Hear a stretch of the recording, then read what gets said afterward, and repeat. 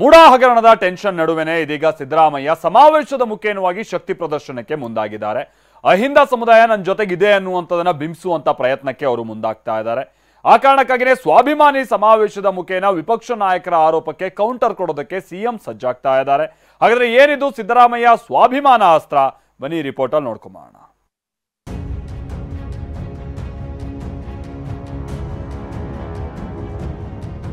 ನಾನೊಬ್ಬಂದಲ್ಲ, ಅಹಿಂದ ವರ್ಗದ ಜನ, ಹಿಂದುಳಿದವರು, ದಲಿತರು, ಅಲ್ಪಸಂಖ್ಯಾತರು, ವಿರೋಧ ಪಕ್ಷದವರು ಸುಳ್ಳು ಆರೋಪಗಳ ಮೇಲೆ ರಾಜೀನಾಮೆ ಕೊಡಿ ಅಂತಂದ್ರೆ ಕೊಡಕ್ಕಾಗತ್ತಾ? ಅಹಿಂದ ನಾಯಕ, ಮಾಸ್ ಲೀಡರ್, ರಾಜ್ಯದ ಉದ್ದಗಲಕ್ಕೂ ಅಭಿಮಾನಿಗಳ ಬಳಗ. ಸಿಎಂ ಸಿದ್ದರಾಮಯ್ಯಗೆ ರಾಜಕೀಯದಲ್ಲಿ ತಮ್ಮದೇ ಆದ ಶಕ್ತಿ ಇದೆ. ಇವತ್ತು ಸರ್ಕಾರ ಬಹುಮತದಿಂದ ಅಧಿಕಾರಕ್ಕೆ ಬರೋದಕ್ಕೆ ಸಿದ್ದರಾಮಯ್ಯರ ಅಹಿಂದ ಶಕ್ತಿ ಕಾರಣ ಅಂದ್ರೂ ತಪ್ಪಾಗೋದಿಲ್ಲ. ಇದೀಗ ಮುಡಾ ಹಗರಣದಲ್ಲಿ ಸಂಕಷ್ಟಕ್ಕೆ ಸಿಲುಕಿರೋ ಸಿದ್ದರಾಮಯ್ಯ ಟೆನ್ಷನ್ ನಡುವೆಯೇ ಶಕ್ತಿ ಪ್ರದರ್ಶನಕ್ಕೆ ಮುಂದಾಗಿದ್ದಾರೆ. ಇದೊಂದು ರಾಜಕೀಯ ಷಡ್ಯಂತ್ರ ಅನ್ನೋ ಮೂಲಕ ಸ್ವಾಭಿಮಾನ ಸಮಾವೇಶದ ಮೂಲಕ ರಣಕಹಳೆಯನ್ನೇ ಮೊಳಗಿಸಿದ್ದಾರೆ. ವಿರೋಧ ಪಕ್ಷದವರು ಸುಳ್ಳು ಆರೋಪಗಳ ಮೇಲೆ ರಾಜೀನಾಮೆ ಕೊಡಿ ಅಂತಂದ್ರೆ ಕೊಡಕ್ಕಾಗತ್ತಾ? ಸುಳ್ಳು ಆರೋಪಗಳು.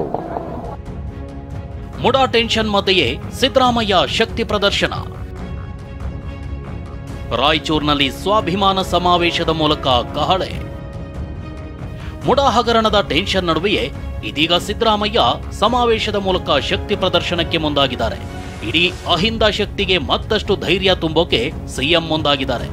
ಅಹಿಂದ ಸ್ವಾಭಿಮಾನ ಹೆಚ್ಚಿಸೋಕೆ ಸ್ವಾಭಿಮಾನ ಸಮಾವೇಶ ಅಂತ ಸಿಎಂ ಸಿದ್ದರಾಮಯ್ಯ ಹೇಳಿದ್ದಾರೆ.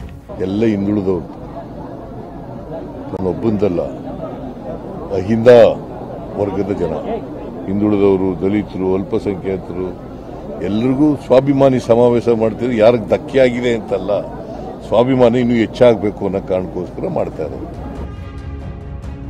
ಸ್ವಾಭಿಮಾನಿ ಸಮಾವೇಶದಲ್ಲಿ ಅಬ್ಬರಿಸೋಕೆ ಸಿಎಂ ಸಜ್ಜು. ವಿಪಕ್ಷ ನಾಯಕರ ಆರೋಪಕ್ಕೆ ಸಮಾವೇಶದಲ್ಲೇ ಕೌಂಟರ್.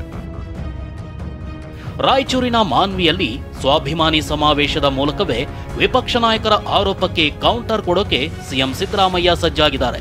ಸಾವಿರಾರು ಜನರ ಸಮ್ಮುಖದಲ್ಲೇ ಮುಡಾ ಹಗರಣದಲ್ಲಿ ನಾನು ತಪ್ಪು ಮಾಡಿಲ್ಲ ಅನ್ನೋ ಸಂದೇಶ ಸಾರೋಕ್ ಮುಂದಾಗಿದ್ದಾರೆ.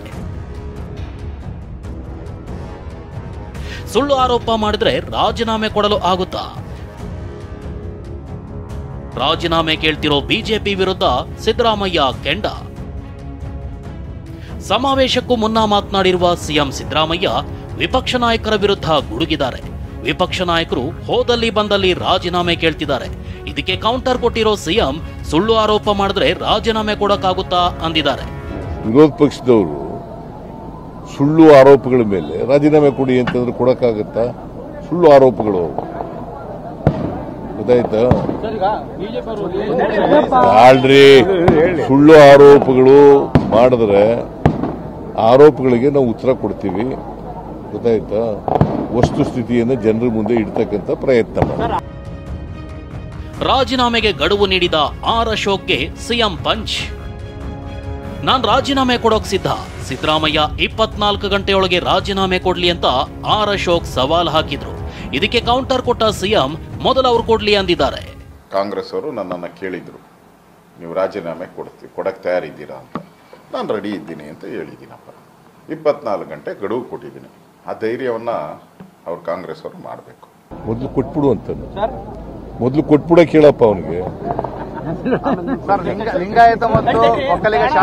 ಈಗ ನೋಡ್ರಿ, ಅವ್ರು ಮಾಡಿರೋದು ಗೌರ್ಮೆಂಟ್ ಜಮೀನು, ಇದನ್ನ ತಗೊಂಡಿದ್ದಾರೆ.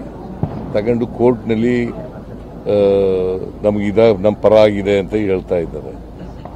ಆ ಹಗರಣವನ್ನು ನಮ್ಮ ಮಂತ್ರಿಗಳು, ಹಿರಿಯ ಮಂತ್ರಿಗಳು ಫೈಲ್ ಮಾಡ್ತಕ್ಕಂಥ ಕೆಲಸ ಮಾಡಿದ್ದಾರೆ. ಅವರು ರಾಜೀನಾಮೆ ಕೊಡಿಸ್ಬೇಕು ಅಂದ್ರೆ ಕೊಡಬೇಕು ಅಂದ್ರೆ ಕೊಟ್ಬಿಡ್ಲಿ.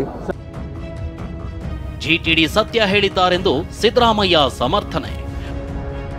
ಮೊನ್ನೆಯಷ್ಟೇ ಮೈಸೂರು ದಸರಾ ಕಾರ್ಯಕ್ರಮದ ವೇದಿಕೆಯಲ್ಲೇ ಜಿಟಿಡಿ ಸಿಎಂ ಪರ bat ಬೀಸಿದ್ರು.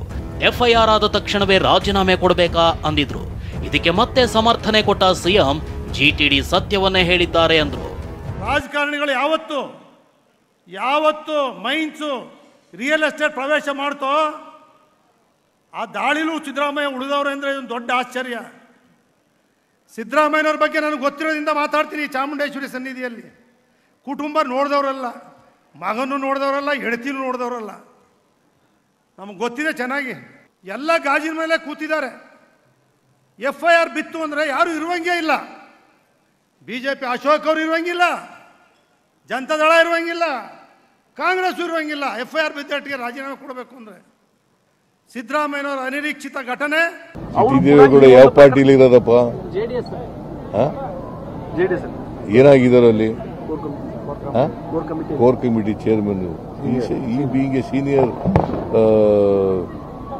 member of the JDS party and also he is one of the members in the MUDA commission. ಗೊತ್ತಾಯ್ತಾ? ಅವ್ರು ಸತ್ಯ ಹೇಳಿದ್ದಾರೆ. ಏನು what is wrong in that? GTD ನಡೆಗೆ CT ರವಿ ನಿನ್ನೆಯಷ್ಟೇ ಆಕ್ರೋಶ ಹೊರಹಾಕಿದ್ರು. ಸಿಎಂ ಪರ ಬ್ಯಾಟ್ ಬೀಸೋ GT ದೇವೇಗೌಡ ಪಾದಯಾತ್ರೆ ಯಾಕೆ ಮಾಡಿದ್ರು ಅಂದಿದ್ರು. ಇದಕ್ಕೂ ಸಿಎಂ ತಿರುಗೇಟ್ ಕೊಟ್ಟಿದ್ದಾರೆ. ಅದೇ GT ದೇವೇಗೌಡರು ಬೆಂಗಳೂರಿಂದ ಮೈಸೂರಿಗೆ ಪಾದಯಾತ್ರೆ ಮಾಡಿದರು. ಯಾತಕ್ಕೆ ಮಾಡಿದ್ರು ಪಾದಯಾತ್ರೆ? ಸಿದ್ದರಾಮಯ್ಯನವರು ಮುಂದುವರಿರಿ ಅಂತ ಮಾಡಿದ್ದು. ಅವರೇ ನೇತೃತ್ವ ವಹಿಸಿದ್ರು GT ದೇವೇಗೌಡರು. ಅವ್ರ ಭಾಷಣ ಒಂಚೂರು ಟೆಲಿಕಾಸ್ಟ್ ಮಾಡಿಸಿ, ಏನು ಮ್ಯಾಜಿಕ್ ನಡೀತು ಈ ಒಂದು ತಿಂಗಳಲ್ಲಿ ಅಂತ ಕೇಳಿ. ನೇತೃತ್ವ ವಹಿಸ್ಕೊಂಡಿದ್ರು. ಸುಮ್ಮನೆ ಗೊತ್ತಿಲ್ಲ ಏನೋ ಮಾತಾಡ್ತಾರೆ. ಭಾಗವಹಿಸಿರ್ಬೋದಪ್ಪ, ನೇತೃತ್ವ ಎಲ್ಲ ವಹಿಸ್ಕೊಂಡಿದ್ರು. ಅವರೇ ನೇತೃತ್ವನ ಅವರು ಬೇಡ ಅಂತ ಹೇಳಿದವರು. ಅವ್ರು ಬೇಡ, ಪಾದಯಾತ್ರೆ ಮಾಡೋದು ಬೇಡ ಅಂತ ಅವರ ನಿಲುವಿದ್ದಾರೆ. ಇನ್ನು ಬಿಜೆಪಿ ನಾಯಕರ ನಡೆಗೆ ಕಾಂಗ್ರೆಸ್ ಸಚಿವರು ಕೂಡ ಕಿಡಿಕಾರಿದ್ರು. ನಮಗೂ ರಾಜಕೀಯ ಮಾಡೋಕ್ ಬರುತ್ತೆ ಅಂತ ಗೃಹ ಸಚಿವ ಪರಮೇಶ್ವರ್ ಕಿಡಿಕಾರಿದ್ರು. ಅದನ್ನ ಮೀರಿ ಅವರು ರಾಜಕಾರಣ ಮಾಡ್ತಾ ಇದ್ದಾರೆ. ಮೂಡ ಹಗರಣದಲ್ಲಿ ಈಗಾಗಲೇ ಕೋರ್ಟ್ನಿಂದ ತನಿಖೆಗೆ ಆದೇಶ ಮಾಡಿದ್ದಾರೆ. ತನಿಖೆ ಪ್ರಾರಂಭ ಆಗಿದೆ. ಈ ಮಧ್ಯದಲ್ಲಿ ED ಅವರು ಕೂಡ ನೋಟಿಸ್ ಕೊಟ್ಕೊಂಡಿದ್ದಾರೆ. ಇದನ್ನ ದೊಡ್ಡದಾಗಿ ನಾವು ರಾಜಕಾರಣಕ್ಕೆ ಉಪಯೋಗಿಸ್ತೇವೆ ಅಂತೇಳಿ ಅವರು ಉಪಯೋಗಿಸೋದಾದರೆ ನಾವು ರಾಜಕಾರಣ ಮಾಡಕ್ಕೆ ಬರೋದಲ್ವಾ? ವಾಪಸ್ ಕೊಟ್ಟ ತಕ್ಷಣ ತನಿಖೆ ಮಾಡಬೇಡಿ ಅಂತ ಹೇಳಿಲ್ಲ ಸಿದ್ದರಾಮಯ್ಯನವರು. ತನಿಖೆ ಮಾಡಲಿ. ಈ ಫಾರ್ಮ್ಯಾಲಿಟೀಸು ಕಾನೂನು ತಪ್ಪಾಗಿತ್ತಾ ಇಲ್ವಾ ಅನ್ನೋದು ಪ್ರೂವ್ ಆಗುತ್ತೆ.